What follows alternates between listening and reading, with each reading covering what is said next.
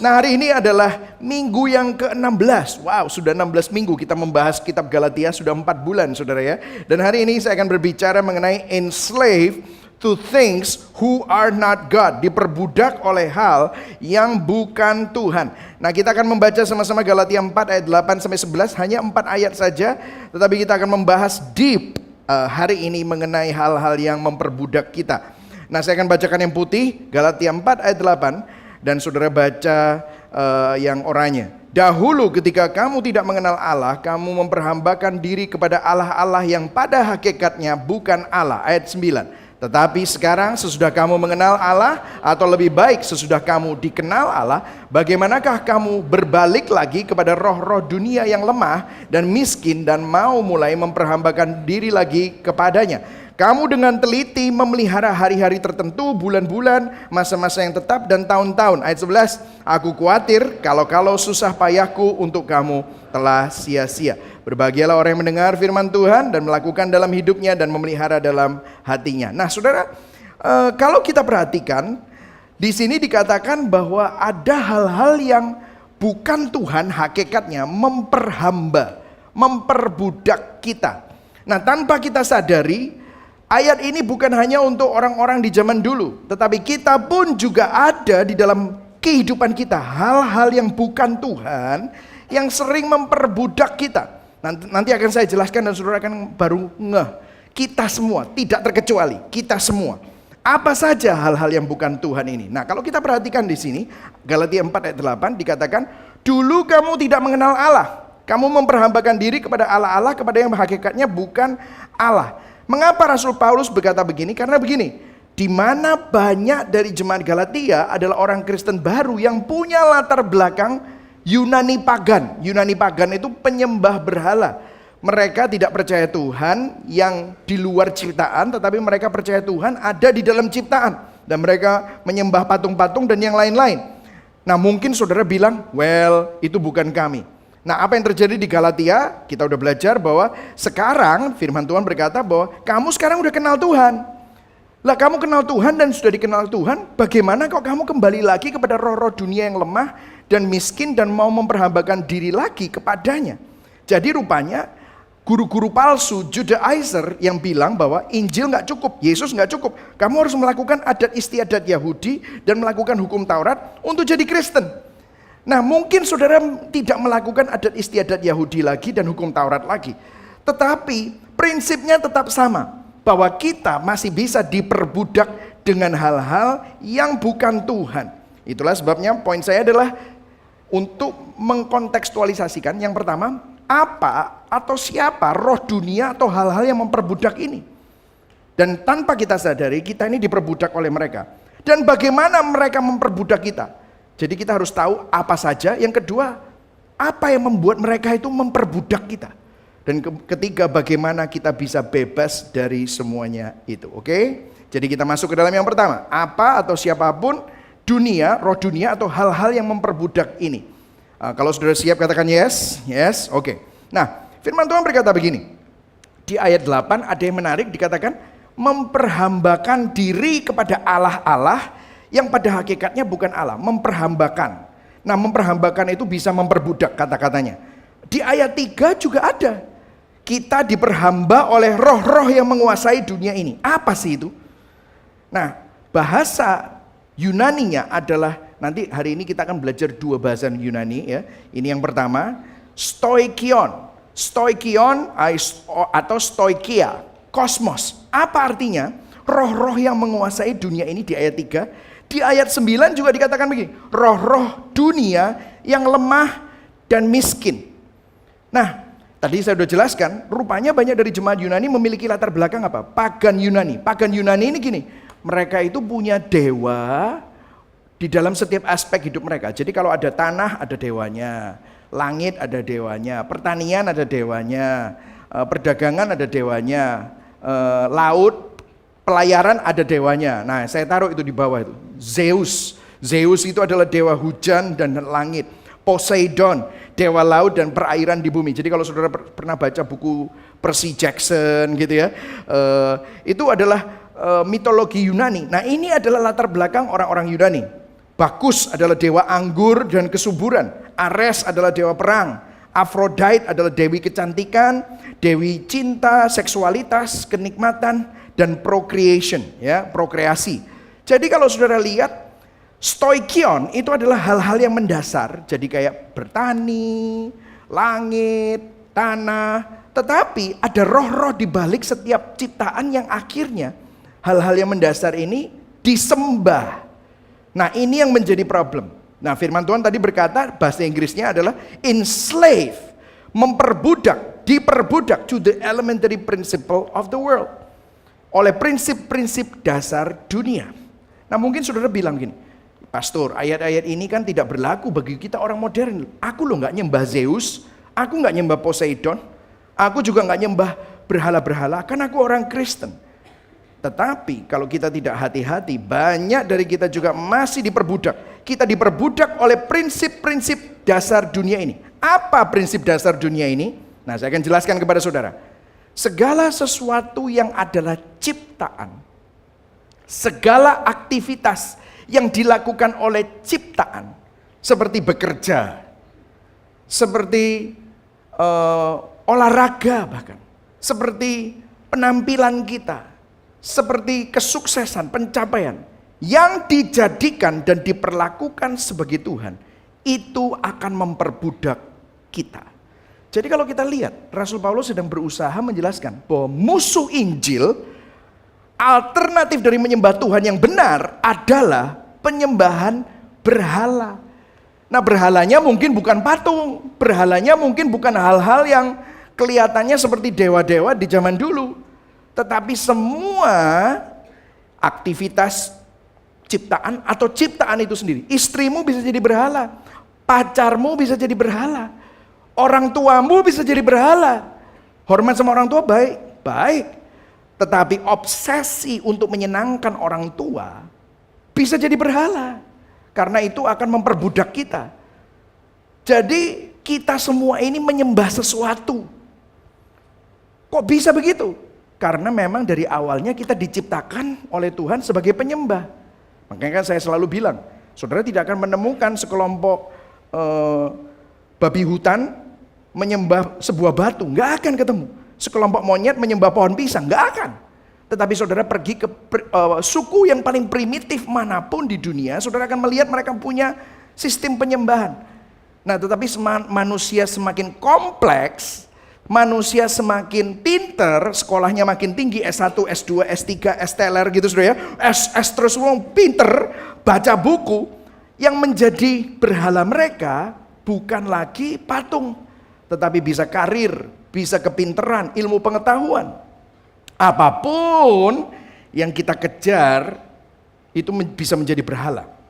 Nah, setiap manusia adalah penyembah. Pertanyaannya, bahkan ada manusia bilang, aku gak percaya Tuhan. Mereka tetap menyembah sesuatu. Pertanyaannya bukan apakah kamu menyembah atau tidak, tetapi siapa atau apa yang kamu sembah. Ada saja orang yang menyembah uang, ada yang menyembah kesuksesan. Setiap manusia adalah penyembah. Nah, pola ini sebenarnya bukan hanya Rasul Paulus yang bilang, sudah ada sejak perjanjian lama. Kalau saudara masih ingat ya, waktu manusia mendapatkan, waktu bangsa Israel keluar dari tanah Mesir, mereka diperbudak, tidak punya budaya, sama Tuhan dikasih hukum Taurat. Nah, di hukum Taurat itu ada 10 perintah Allah. 10 perintah Allah itu, 2 yang pertama dari 10 perintah Allah di Keluaran 20 ayat 1 sampai 17. 2 yang pertama, saya bacakan ya, ayat 3-nya dikatakan begini. Jadi 2 yang pertama dari 10. Nomor 1, jangan ada padamu apa? Allah lain di hadapanku. Yang kedua, jangan membuat bagimu patung yang menyerupai apapun yang ada di langit, di atas, yang ada di bumi, atau di bawah air, di bawah bumi. Ayat 5, jangan sujud menyembah kepadanya dan beribadah. Jadi 2 yang pertama dari 10 perintah Allah adalah tentang apa? Penyembahan berhala. Seakan-akan gini ya, kalau saudara datang kepada Tuhan, Tuhan aku ajarono untuk hidup. Rahasia kehidupan ini apa sih Tuhan ajarono? Tuhan, aku kalau pengen tahu hidup berkenan sama Engkau dan hidup sesuai dengan kehendakmu itu gimana sih? Tuhan mau ngomong langsung. Hal pertama yang akan Tuhan sampaikan adalah bicara sama kita tentang apa? Penyembahan berhala. Langsung dua hal ini langsung pertama kali penyembahan berhala. Ternyata penyembahan berhala itu sangat bahaya. Nah di perjanjian lama banyak cerita-cerita tentang berhala dihancurkan.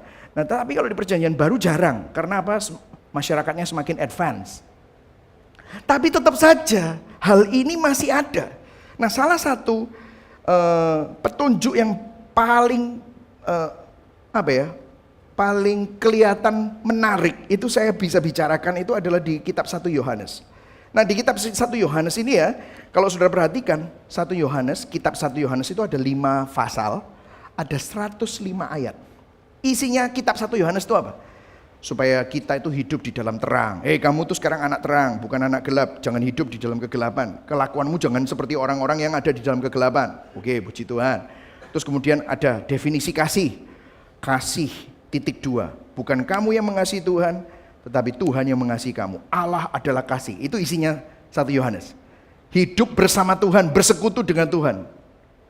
Tapi yang aneh, 105 ayat. Jadi 104 ayat ngomongin tentang hidup dalam terang, bersekutu dengan Tuhan, hidup dalam kasih.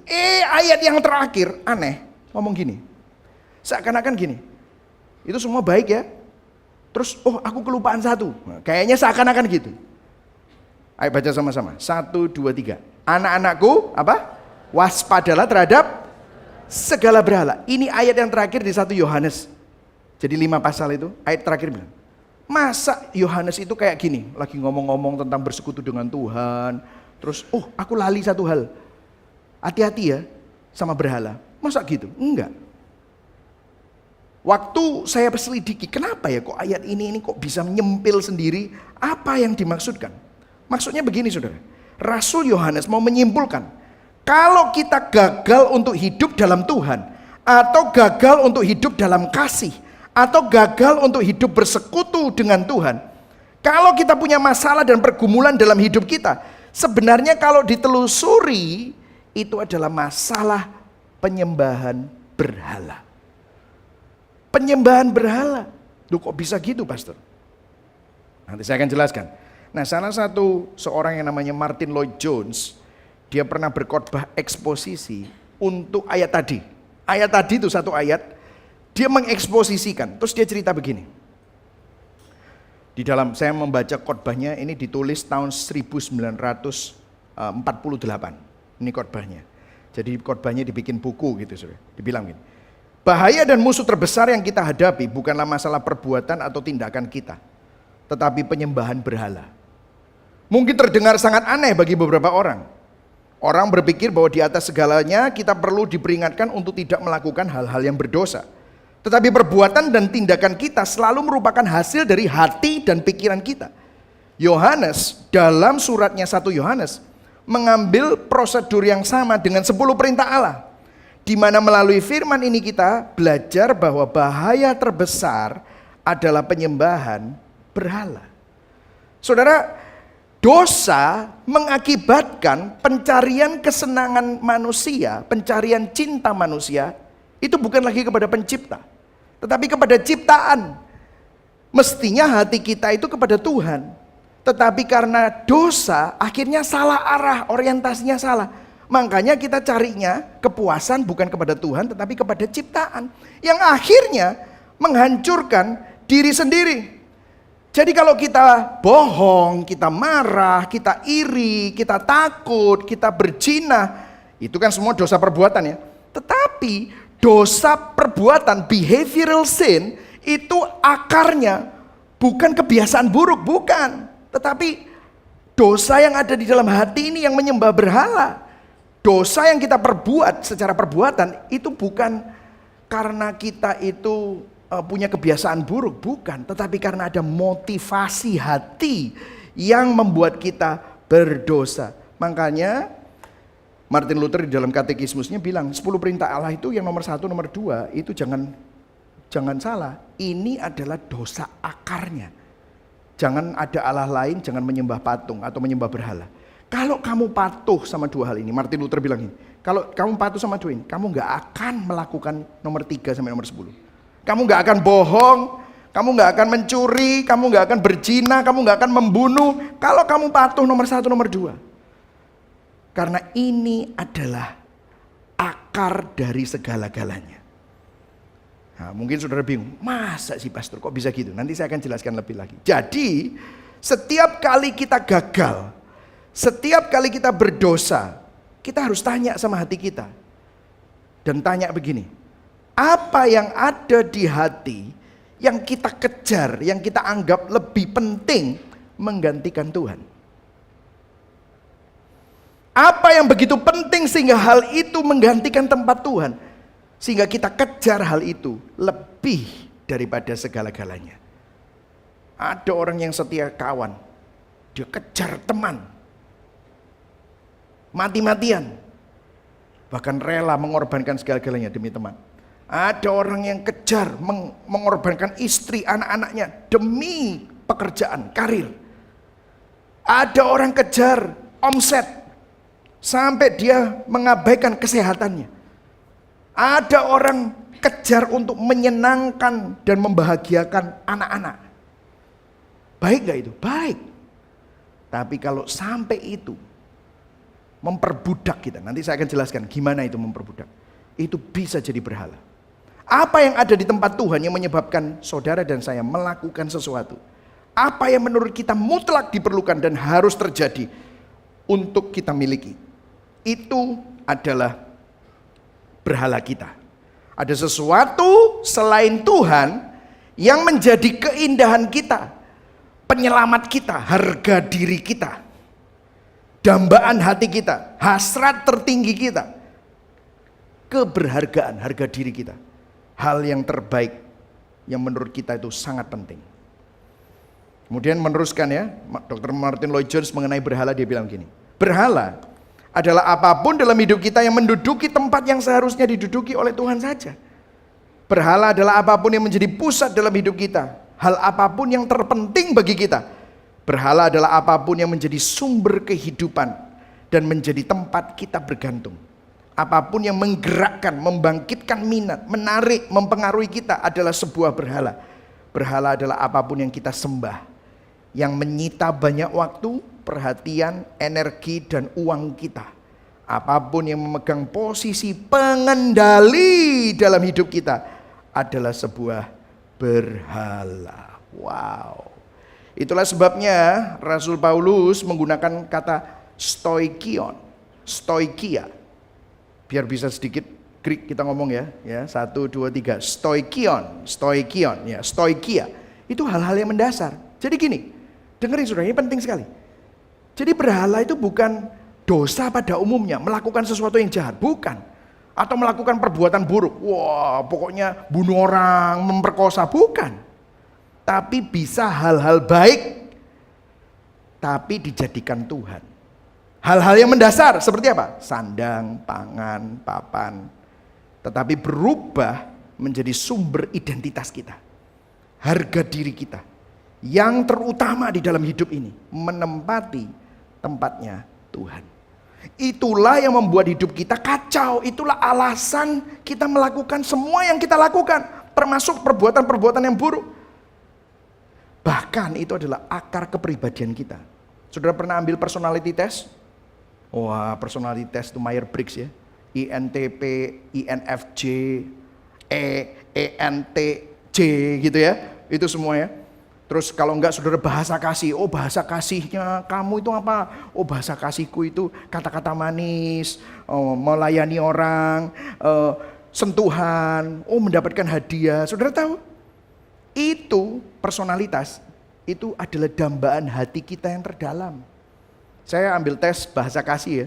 Bahasa kasih saya itu kata-kata manis, word of affirmation, dan sentuhan.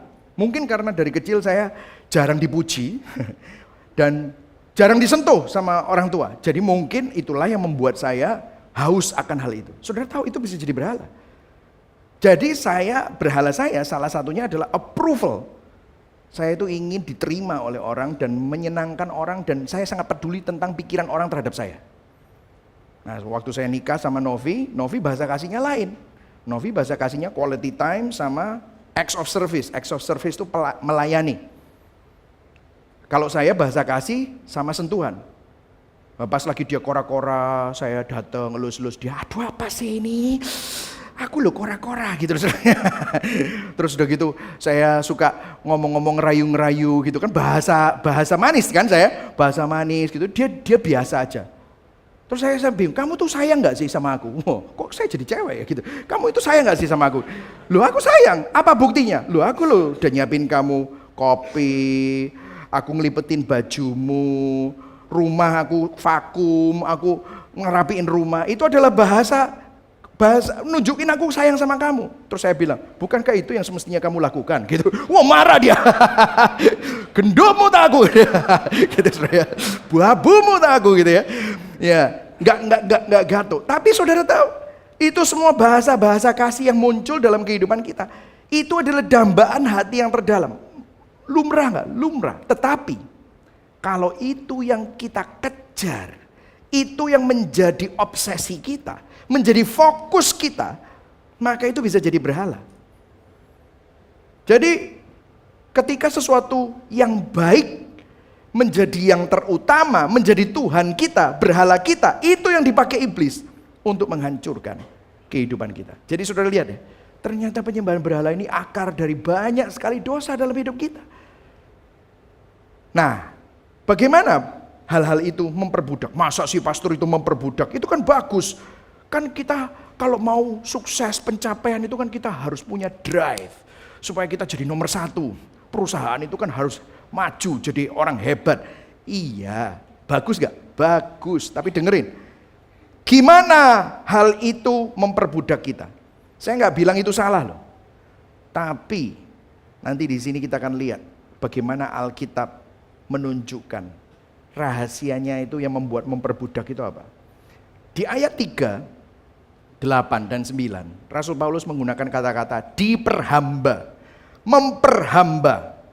Bagaimana semua hal-hal yang baik tadi itu memperhamba kita. Nah, dalam Alkitab cara kita melihat berhala, bagaimana berhala mengendalikan kita, ada bahasa Yunani yang digunakan berulang kali. Nah, ini bahasa Yunani yang kedua. Sayangnya tidak ada terjemahan yang kita bisa pakai satu gitu ya untuk menerjemahkan kata-kata ini. Karena bahasa Inggris atau bahasa Indonesia kurang kaya. Nah, kata-katanya ini epitumia. Ayo kita ngomong ya satu, dua, tiga. Epitumia. Epitumia. Apa itu? Overdrive, over desire, lust, keinginan yang berlebihan, nafsu yang berlebihan. Nah, mungkin sudah bilang, yo nafsu itu enggak benar.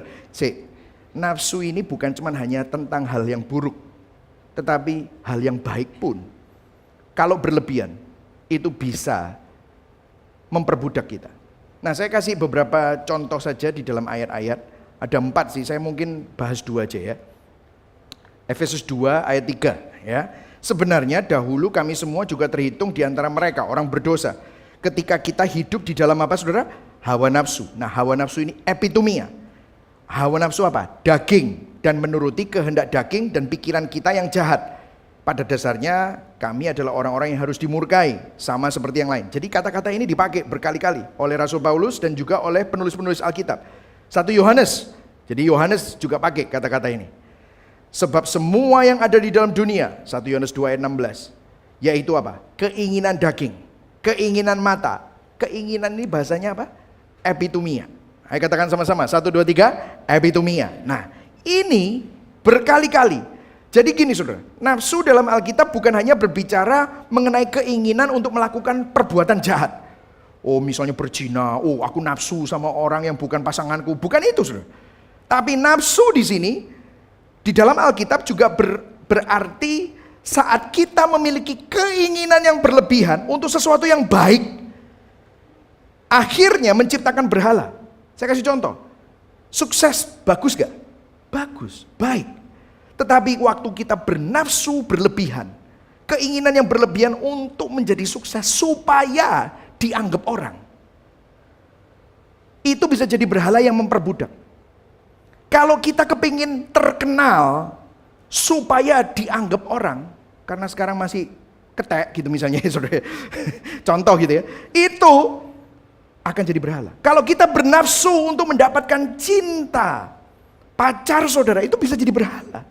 Kalau kita Bernafsu untuk mendapatkan pencapaian. Karena kalau dapat itu, saudara nanti jadi merasa, aduh aku ini happy. Padahal belum tentu. Itu akan memperbudak. Kalau kita bernafsu yang berlebihan untuk membuat anak-anak kita hidup bahagia. Loh bagus gak? Bagus. Tapi kita obses tentang hal itu. Itu bisa jadi berhala. Jadi begini mekanismenya. Mekanismenya gini. Maka iblis itu akan pakai menggoda kita. Berhala itu akan datang gini. Kalau kamu punya aku, maka kamu akan bahagia. Saya kasih contoh. Oh kalau omsetmu sak gini. Wah nanti orang-orang itu bilang, Michael itu orang hebat. Nanti kalau pabrikmu sudah berapa? Wah nanti orang hebat. Oh nanti kalau fotomu sudah masuk di buku tahunannya perusahaanmu, kamu dianggap orang top. Kalau papa mamamu ngomong, kamu itu anak yang baik, sampai ngomong kayak gitu, wah kamu pasti happy. Tidak ada yang lebih happy kalau menyenangkan hati orang tua. Wah. Kalau anak-anakmu nanti ya bisa main biola, bisa main piano, bisa main tenis, bisa main golf, bisa main semua lah pokoknya. Terus habis itu dapat beasiswa sekolah di luar negeri. Wah wis, memang kamu itu orang tua jami. Jika kamu memiliki aku, maka kamu akan bahagia. Itu adalah godaan berhala. Sehingga apa? Menciptakan ilusi kebohongan yang mengubah keinginan yang normal. Loh baik kan, semua tadi yang saya sebutkan baik. Menjadi keinginan yang berlebihan yang akhirnya memborgol tangan kita, memperbudak. Karena itu kita punya nafsu obsesi yang berlebihan, yang bisa menjadi suatu hasrat atau ambisi yang mati-matian terus kita kejar dan kita rela korbankan apapun untuk mendapatkan itu. Saya kasih contoh. Saya kasih contoh gini. Mungkin saudara bilang, ah masa sih kayak gitu. Oke, saya kasih contoh efeknya. Kalau misalnya itu tidak terjadi. Saudara pernah gak ketemu sama orang yang kepahitan, dendam, sakit hati? Pasti banyak. Atau mungkin saudara adalah orang yang seperti ini. Ya, bisa saja. Sebenarnya saat kita sakit hati, dendam, kepahitan terhadap seseorang, itu bukan karena semata-mata apa yang orang itu lakukan. Enggak. Tapi dengerin, hati kita kehilangan sesuatu yang kita anggap penting, sumber kebahagiaan yang kita inginkan berlebihan tadi itu, obsesi. Dan teman kita atau orang yang kita sakit hati itu datang, gara-gara dia, kita nggak dapat hal itu. Gara-gara dia, omset kita nggak nyampe. Gara-gara dia, apa yang kita dambakan nggak dapat. Gara-gara kokomu yang dibilang anak baik, kamu enggak. Aduh, saudara sebel, makanya saudara kepahitan sama koko saudara. Gara-gara istrimu, gara-gara pasanganmu, apapun itu. Apa yang saudara inginkan tapi enggak dapatkan. Itu yang membuat kita marah. Karena apa yang hilang dari Anda itu, Anda merasa harus memilikinya. Dan Anda gak akan pernah bisa memaafkan atas apa yang hilang dari Anda gara-gara orang yang saudara salahkan itu. Dan itu alasan kenapa kita diperbudak. Mau disuruh ngampuni 1000 kali, sampai pendeta ngomong mukanya biru, gak akan bisa. Kenapa? Saudara marah, sakit hati, dendam itu, saudara harus cek hati.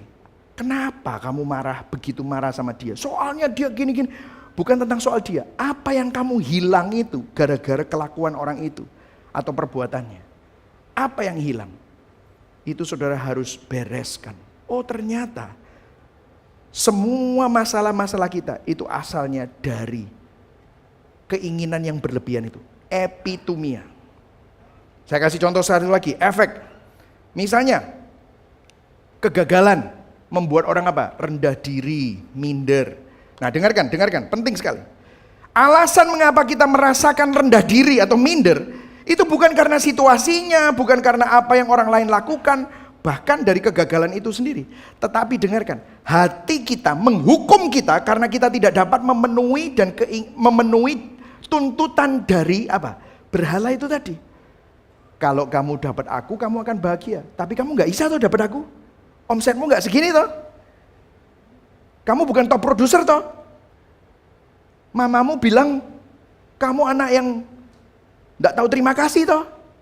Istrimu loh enggak even mau deket-deket sama kamu. Anakmu loh buktinya masuknya sekolah biasa. Mana? Kamu gagal toh. Jadi hal-hal itu kita nggak bisa beli rumah di tempat tertentu dengan luas tertentu. Itulah yang membuat kita memukuli diri kita sendiri. Hati kita menghukum kita. Kita tidak bisa mendapatkannya. Makanya kita merasa gagal. Kita nggak bisa bersyukur. Mau disuruh bersyukur 1000 kali pun nggak akan bisa. Karena ada yang hilang. Sudah mulai merasakan ini? Sudah bisa mulai mengidentifikasi? Nah dengarkan saudara. Mungkin saudara nggak berbuat jahat. Anda nggak membunuh, nggak memperkosa. Kelihatannya Anda berbuat baik. Tapi hal-hal itu, yang baik itu kalau dijadikan yang terutama, maka itu akan bisa memperbudak kita. Makanya di ayat yang ke-9 tadi Rasul Paulus bilang gini, loh dulu itu kamu belum kenal Tuhan ya maklumlah kamu diperbudak. Sekarang kamu kenal Tuhan.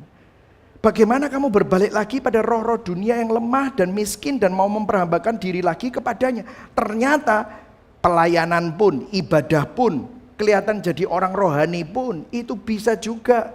Baik ya pelayanan? Baik. Beribadah baik ya? Baik. Hidup menyumbang, generous, murah hati untuk Tuhan baik gak? Baik. Tetapi kalau itu kamu lakukan bukan karena Tuhan, tetapi karena kamu ingin mendapatkan pujian, mendapatkan apresiasi, itu sama saja kamu menyembah berhala. Dan kalau kamu tidak dapetin apresiasi, kamu nggak dapat pujian, atau mungkin kamu nggak dapat apa yang kamu mau, dan Tuhan tidak menjawab doamu misalnya, kamu marah, kamu sakit hati, sama saja kamu tetap diperhamba oleh roh-roh dunia, epitomia, stoikion, itu tetap aja memperhamba kamu. Saya kasih contoh lagi. Nih contohnya. Orang yang menyembah uang sering berpikir dia adalah pekerja keras. Loh, kerja keras bagus gak? Bagus. Tetapi kalau kerja keras itu kita bernafsu sampai kerja keras untuk mendapatkan sesuatu dan saudara pikir yang saudara mau dapatkan itu akan membawa kebahagiaan, identitas, sumber jati dirimu, maka saudara tetap saja saudara menyembah berhala. Orang yang menyembah anaknya sering berpikir mereka mengasihi anaknya. Kita pikir, loh aku melakukan semua ini untuk anakku. Tetapi saudara melakukan itu semua karena nafsu yang berlebihan, keinginan yang berlebihan untuk mendapatkan sesuatu supaya saudara nanti bisa bangga kalau anakmu seperti itu. Waduh, nanti aku bahagia. Begitu anaknya tidak mampu, begitu ada hal-hal yang tidak memungkinkan ini terjadi, begitu anaknya kurang ajar sedikit, tidak mau nurut, wah bisa marah. Jadi sebenarnya Anda tetap diperhamba. Orang yang menyembah pelayanan sering berpikir mereka melayani Tuhan dan mengasihi Tuhan. Loh aku mengasihi Tuhan, aku melayani Tuhan. Berapa banyak orang melayani Tuhan tidak dapat apresiasi, langsung apa? Berhenti pelayanan. Betul gak? Berapa banyak orang pelayanan begitu ada masalah dengan teman sepelayanan, teman se-CG, tidak cocok personalitinya. Apa yang terjadi? Wes, gak pelayanan, aku tak mundur hai. Loh apa? Kenapa? Kenapa kok bisa seperti itu? Kamu katanya melayani Tuhan. Kamu katanya hamba Tuhan. Loh kok bisa? Oh ternyata diperhamba oleh stoikion. Karena kita epitomia bukan sama Tuhan, tapi sama hal yang lain. Jadi hal-hal ini adalah hal-hal yang baik. Dan saudara, apapun yang kita kejar kalau itu bukan Tuhan dan itu adalah berhala, berhala selalu mengecewakan. Berhala tidak pernah menepati apa yang dijanjikan. Berhala tidak mampu menyelamatkan. Berhala selalu meninggalkan saudara dan saya kecewa, putus asa, sendirian dan hancur, saudara. That's exactly what happened. Nah, minggu lalu kita sudah sempat bicara tentang kasih Bapa ya. Kita pakai perumpamaan anak yang hilang di Lukas 15. Nah minggu lalu kita bicara tentang anak yang hilang, yang melarikan diri minta warisan sama papanya, terus foya-foya, mabuk-mabukan, sampai hartanya habis. Nah kita minggu lalu nggak ngomong tentang anak yang sulung. Loh, saudara tahu anak yang sulung? Ini anak yang sulung ini alim hidupnya. Anak yang sulung itu dapat warisan juga, warisannya nggak dihambur-hamburkan. Tapi waktu adiknya pulang, dia marah sama bapaknya, dia nggak mau masuk. Kalau minggu lalu kita lihat bahwa anak yang hilang itu dicium oleh bapaknya, anak yang sulung ini dia ngambek sama bapaknya keluar juga. Loh kenapa kamu marah? Adikmu kan hilang, sekarang udah ditemukan. Dia ngomong kayak gini, ini baru ketahuan aslinya. Lukas 15 ayat 29, dia berkata gini, telah bertahun-tahun aku melayani Papa, belum pernah aku melanggar perintah Bapak. Masa? Gitu ya. Ya kalau papanya bilang, "Oh, masa? Ekstrim, ciamilan, suci." Nah, ini loh Saudara. Gak kroso.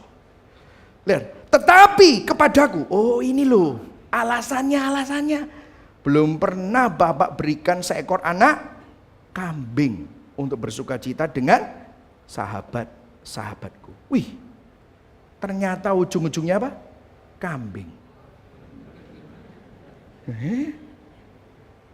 Ujung-ujungnya. Untuk apa? Untuk dapetin penerimaan papanya. Loh. Terus papanya, kamu itu selalu bersama dengan aku. Papanya ngomong gitu. Kamu selalu bersama dengan aku. Lihat, anak ini sangat bermoral loh, sangat baik, sangat religius. Kelihatannya dekat sama papanya, melakukan semua yang dikatakan papanya. Tapi tetap aja diperbudak. Betul? Kalau yang anak yang hilang kembali dia bilang, "Aku tak jadi orang upahan." Oh, yang ini alim, nurut, dekat sama. Tetapi tetap aja pikirannya sama seperti orang upahan, budak. Jadi inti dari perumpamaan ini, Yesus mau bilang, baik anak yang hilang maupun anak yang sulung, kedua-duanya hilang. Gak satu pun dari anak-anak itu ngerti hati papanya. Keduanya hanya menggunakan bapaknya untuk dapetin sesuatu. Itulah berhala, saudara. Berhala itu membuat kita ingin jadi Tuhan. Mau in control karena punya agenda sendiri. Mau jadi penyelamat sendiri. Mau mengendalikan hidupnya sendiri. Poin dari Yesus, kamu mungkin gak seperti anak yang hilang, kamu gak foya-foya mungkin, kamu gak mabuk-mabukan dengan pelacur, mungkin kamu bisa sangat alim beragama, tapi hatimu menyembah berhala, hatimu diperbudak oleh stoikion, hal-hal yang kelihatannya baik, tapi kamu nafsu berlebihan, sehingga itu memperbudak kamu. Yesus mau bilang, orang beragama dan suka ibadah justru lebih bahaya karena mereka nggak sadar saat mereka ada di dalam perbudakan dan secara spiritual mereka mati rohani. Nah, mungkin saudara bilang, wow, waktu saya menyiapkan ini saya pun juga harus bertobat, saudara. Saya bisa membuat pelayanan ini menjadi identitas saya. Pelayanan baik nggak baik, tetapi kalau pelayanan menjadi identitas saya, jati diri saya, siapa saya di hadapan Tuhan, maka pencapaian lagi. Itulah hati manusia, begitu jahat. Itu yang memperbudak, makanya saya bisa marah. Jadi pertanyaannya begini, hal apa yang memperhamba kita yang bukan Tuhan? Hal baik kalau diangkat menjadi hal yang terutama, itu akan memperbudak kita. Dan kita bisa saja melakukan hal-hal yang baik, tetap aja kita menyembah berhala. Jadi begini saudara, saudara bisa alim, bisa rajin beribadah, itu bisa memperbudak kalau kita melakukan itu semua untuk mendapatkan sesuatu. Sesuatu itulah berhalanya yang memperbudak kita. Nah pertanyaannya adalah, bagaimana kita bisa merdeka dari hal-hal ini? Sebenarnya Rasul Paulus memberikan petunjuknya. Nah ini petunjuknya. Dia bilang begini di ayat yang ke-9. Ayo baca sama-sama ya, kita sama-sama baca semua sampai yang di atas. 1, 2, 3. Tetapi sekarang sesudah kamu mengenal Allah, Atau lebih lagi, lebih baik sesudah kamu dikenal Allah, bagaimanakah kamu berbalik lagi. Jadi dia bilang begini, kalau kamu melakukan dua hal ini, kamu gak akan berbalik kok. Maksudnya gini, Rasul Paulus mengajarkan apa yang primer di dalam iman Kristen, apa yang penting di dalam iman Kristen. Iman Kristen itu bukan tentang disiplin rohani, kamu harus doa, baca Alkitab, ibadah, meskipun itu bagus ya, saya nggak menentang itu dan itu perlu dilakukan. Tetapi bukan tentang itu, bukan tentang perbuatan kita, bukan tentang apa yang boleh kita lakukan atau tidak boleh kita lakukan. Iman Kristen bukan tentang itu, tetapi lihat, dikatakan gini, sesudah kamu mengenal Allah, atau lebih baik sesudah kamu dikenal Allah. Apa yang primer di dalam iman Kristen? Dengarkan saya, ini adalah Injilnya, bahwa you are known by God. Kamu itu dikenal Allah. Meskipun kita ini gak layak untuk dikenal Allah, pada akhirnya apa yang membuat kita menjadi orang Kristen adalah bahwa Tuhan mengenal kita, Tuhan mengasihi kita, Tuhan telah memilih kita, Tuhan telah memberikan kasih karunia dan belas kasihannya kepada kita. Bukan karena kita ini layak, bukan karena kita hebat, tetapi karena Dia yang berinisiatif, Dia yang memberikan anugerah kepada saudara dan saya. Itu adalah petunjuk bagaimana kita bisa lepas. Gimana pastor itu kok bisa membuat kita lepas? Oke. Ada salah satu ayat yang menunjukkan bagaimana Rasul Paulus bereaksi pada saat dia dihakimi dan dituduh dan difitnah yang enggak-enggak sama orang-orang. Di 1 Korintus 4 ayat 3-4 dia bilang begini, dia waktu bereaksi, dia dituduh, difitnah, diomongin yang enggak-enggak sama orang-orang, dia jawabnya santai sekali. By the way, ini adalah versi AGS. AGS itu saya juga baru tahu, ini ada versi Alkitab ini. AGS itu ada Alkitab gratis untuk semua. Wah, keren ya saudara ya, AGS.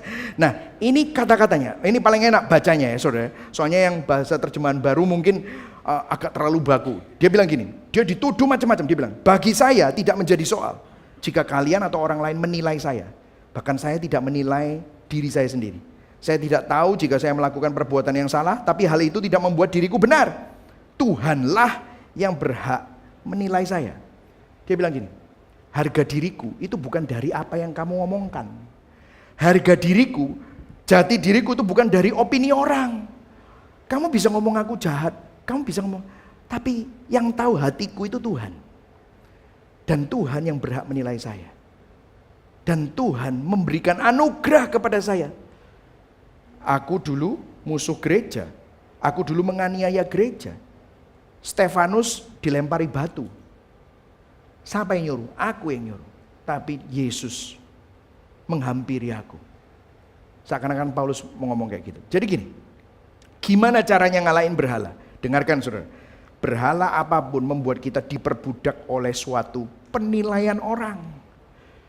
Jika penyembahan berhala kita itu adalah apa? Cari teman, pengakuan manusia, popularitas, maka hidupmu, naik turun hidupmu, kesedihan dan kegembiraanmu itu semua tergantung dari opini orang. Betul atau enggak? Makanya saya kan selalu ngomong gini, why are some people, kenapa kok orang itu spend money that they don't have, to buy the things that they don't need, to be approved by people that they don't like.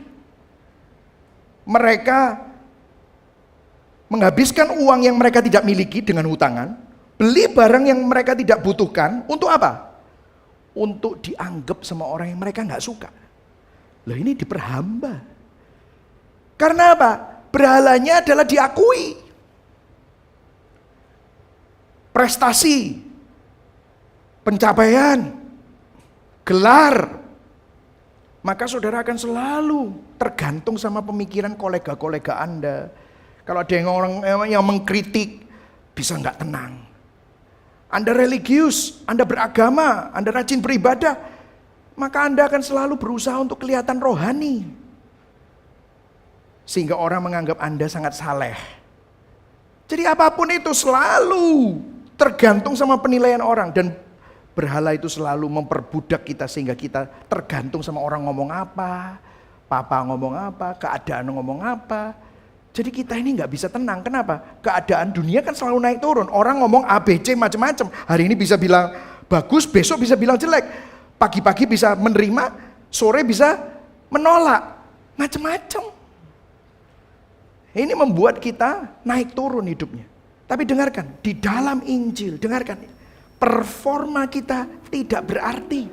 Dan tidak menentukan identitas kita. Yang penting adalah apa yang Tuhan pikirkan tentang Anda di dalam Kristus. Kenapa? Karena performa Kristus. Melalui performa Kristus bahwa Tuhan mengenal kita, Tuhan mengasihi kita, Tuhan memilih kita, Tuhan berkenan kepada kita. Bukan karena kita layak dikenal, bukan karena kita layak dikasihi, bukan karena kita layak dipilih. Kita lo mengkhianati Tuhan berkali-kali, kita lo gagal berkali-kali. Bukan karena dia layak untuk memberikan perkenanannya kepada kita, bukan. Tetapi semata-mata karena dia berinisiatif dan memberikan anugerah kasih karunia kepada saudara dan saya. Yang setuju katakan amin. Itu, kenali Tuhan yang mengasihi kita. Kenali, kamu sudah dikenal Tuhan, Tuhan sudah memberikan anugerah, kenali dia. Jangan kejar berhala-berhala itu. Dengarkan saya. Berhala-berhala itu tidak pernah mati buat saudara. Berhala-berhala itu tidak pernah mencurahkan darahnya buat saudara. Kesuksesan, prestasi, orang-orang yang ngomong punya opini-opini itu tidak pernah bilang I will always be with you. Dia tidak pernah tergantung di atas kayu salib menggantikan kutuk kita. Tetapi Yesus, Tuhan sendiri memberikan dirinya karena begitu besar kasih Allah akan dunia ini. Sehingga dia mengaruniakan anaknya yang tunggal. Dia mengaruniakan, he gave. Untuk siapa? Saudara dan saya. Dan ini adalah kasih yang lebih besar. Ini adalah nilai yang lebih besar. Ini adalah harta yang lebih besar. Dengarkan, obat dari hati kita yang rusak orientasinya. Disorder love, the cure of your heart that is disorder is to find and experience greater love, greater value, greater treasure than what all the idols offer. Obat dari kasih kita yang rusak adalah menemukan dan mengalami kasih yang lebih besar, nilai yang lebih besar, harta yang lebih besar dari apa yang semua berhala itu tawarkan. Saya selalu memberikan ilustrasi. Kalau saudara sudah punya gadget yang paling canggih, saudara pergi ke mall, meskipun ada promo apapun, meskipun ada SPG cantik yang seksi bilang, "Go sini ya, go ini lo beli one get one free lo, go." Gitu. Saudara nggak peduli. Kenapa? Saudara udah punya yang lebih bagus. Kalau saudara mau minum kopi, makanya saya ini kalau diajakin orang, ngopi di sini, ngopi di sana, malas aku. Apa sih kok gaya kon iku gaya gitu. Gak, kopi nek bojoku sing gawe di rumah iku luwih enak. Kenapa kok saya bisa bilang gitu? Karena saya udah nemuin kopi yang lebih enak. Kenapa kok saudara masih cari-cari? Karena saudara belum mengalami kasih Tuhan yang lebih besar. Saudara lupa merenungkan itu. Apa sih kasih yang lebih besar? Yesus bilang gini. Ini Yesus yang ngomong. Yohanes 15 ayat 13. Ayo baca sama-sama pelan-pelan. 1, 2, 3. Tidak ada kasih yang lebih besar daripada apa? Kasih seorang yang memberikan nyawanya untuk sahabat-sahabatnya. Ayat 14. Dengar. Kamu adalah sahabatku. Ayat 16. Bukan kamu yang memilih aku, tetapi akulah. Berikan tepuk tangan buat Tuhan. Wow, ini loh kasih yang lebih besar. Dengerin. Layak gak kita disebut sahabat? Gak layak. Layak gak kamu dipilih? Layak gak saya dipilih? Gak layak. Kalau Tuhan lihat resume saya, kalau Tuhan lihat hati kita yang bobrok penuh kejahatan, kita mengkhianati dia, kita melacurkan diri, sudah dipilih jadi mempelai Kristus, kita selalu berselingkuh sama berhala. Tapi Tuhan tetap pilih. Tuhan berikan nyawanya. Dengarkan, disalib Kristus memberikan nyawanya. Mendapatkan penilaian terburuk, dikhianati, dikecewakan, dihukum, ditolak.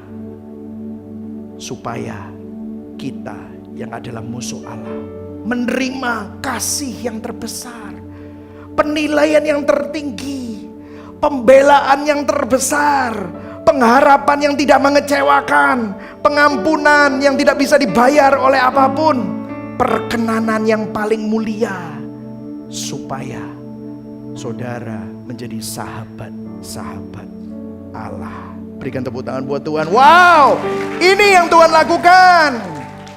Gimana kita ngalami ini? Pandang, renungkan karya salib Kristus. Only in the cross you will find and experience the greatest love, the greatest value, the greatest treasure. Hanya pada salib Kristus kita akan menemukan dan mengalami kasih yang terbesar, nilai dan harta yang terbesar dibanding semua berhala. Berhala itu gak pernah memberikan janjinya, menepati janjinya. Tapi Yesus, dia mati menggantikan saudara. 2 minggu yang lalu saya sempat menunjukkan diagram ini. Waktu engkau sadar bahwa Tuhan begitu kudus, tapi engkau sadar engkau begitu bobrok, begitu berdosa, jangan kejar yang lain, pandang salib. Jembatan yang menjembatani kekudusan Kristus dan keberdosaan kita adalah apa? Salibnya. Di mana kita sadar akan kecukupan Kristus, sadar bahwa keindahan Kristus itu lebih dari segala-galanya. Agustin bilang begini, "You have made us for yourself, O Lord, and our heart is restless until it rests in you." Engkau menciptakan kami untuk dirimu, oh Tuhan, dan hati kami begitu gelisah, resah, sampai hati kami menemukan kedamaian, menemukan rest hanya di dalam-Mu. Biarlah keindahan salib selalu menata ulang, sehingga engkau enggak cari kopi-kopi lain karena engkau punya kopi yang termahal, sehingga engkau enggak cari gadget-gadget lain karena engkau punya gadget yang termahal. Engkau enggak cari kasih-kasih dari berhala-berhala yang lain karena engkau memiliki kasih yang terbesar. Pertanyaan reflektif, apa yang hati kita inginkan, epitomia, secara berlebihan sehingga menggantikan tempat Tuhan? Coba telusuri. Kalau kamu berdosa, kamu tiap kali dosanya tidak jauh-jauh dari situ-situ aja, memperbudak kita. Apakah kita sudah temuin akar berhalanya? Temukan, apa itu yang suka menghakimi hatimu, yang hatimu suka hukum, kita suka dihukum sama hati kita. Apa yang kita cari? Gimana kita mengatasinya? Bertobat dari melihat ciptaan atau berhala untuk memuaskan sesuatu di dalam hati kita, di mana hanya Tuhan yang bisa memuaskan itu. Pandang salib Kristus, renungkan karya salibnya, alami kasihnya. Kristus menyerahkan nyawanya di atas salib bagi kita yang mengkhianati Dia, supaya kita yang adalah musuh Allah menjadi sahabat-sahabatnya. Ingat itu, renungkan itu, maka saudara akan bisa tenang. Oh, ternyata itu semua ilusi, itu semua palsu. Aku gak perlu hidup karena itu. Yang setuju katakan amin. Mari sama-sama kita bangkit berdiri.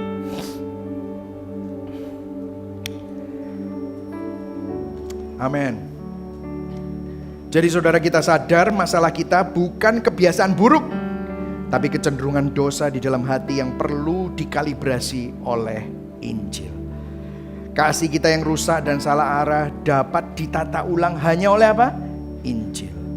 Kita tidak hanya menyembuhkan gejala dosanya, tapi akar dosanya dikalibrasi, akar dosanya disembuhkan oleh apa? Oleh Injil. Nah, sebelum kita mengambil perjamuan kudus, kita sama-sama nyanyikan lagu ini menjadi respon kita dan perenungan kita. All I have is Christ.